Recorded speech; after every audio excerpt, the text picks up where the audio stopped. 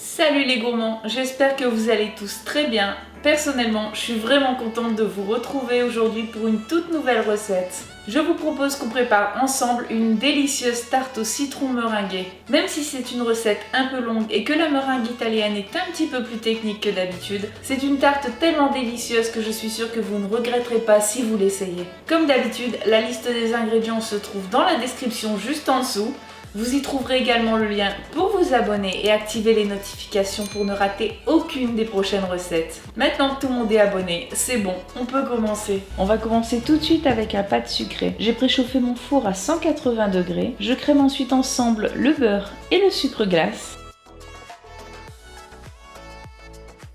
J'ajoute les œufs.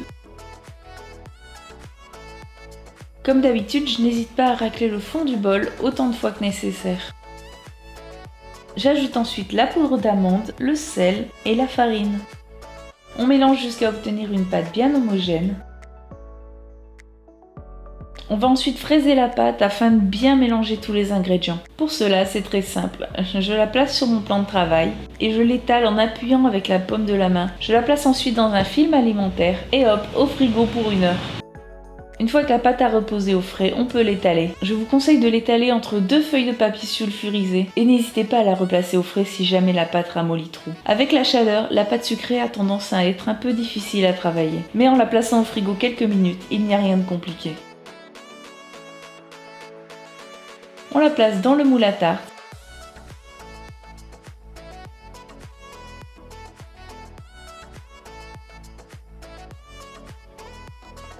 Et on recouvre avec des pois ou comme moi avec des haricots secs. On la repasse une dizaine de minutes au frigo avant d'enfourner et ensuite on la cuit 15 à 20 minutes. On peut ensuite passer à la crème au citron. Dans un bol, je mélange le sucre, la maïzena et les œufs. Je place ensuite mon beurre, mon jus de citron et le zeste dans une casserole et je fais chauffer afin de faire fondre le beurre. Une fois que le mélange bout, je le verse sur les œufs et le sucre qu'on a mélangé avant. Je mélange bien, je replace dans la casserole et je le remets à feu doux quelques minutes en mélangeant pour le faire épaissir comme une crème pâtissière. Une fois que c'est fait, on le verse sur le fond de tarte.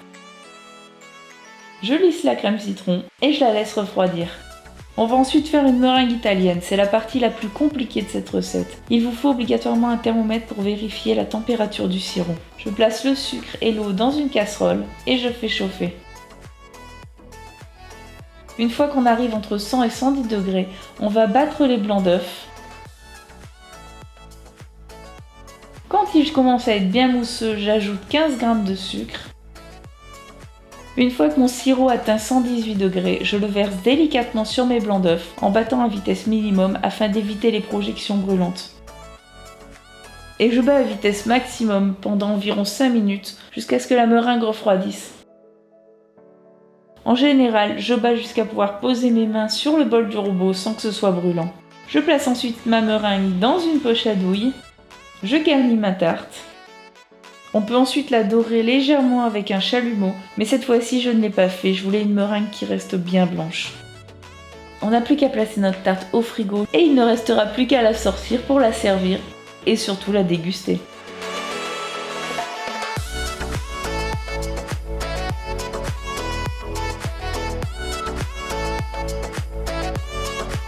Et voilà, notre tarte au citron meringuée est déjà terminée. J'espère vraiment que cette recette vous a plu. N'hésitez pas à me lâcher un petit like si vous avez aimé.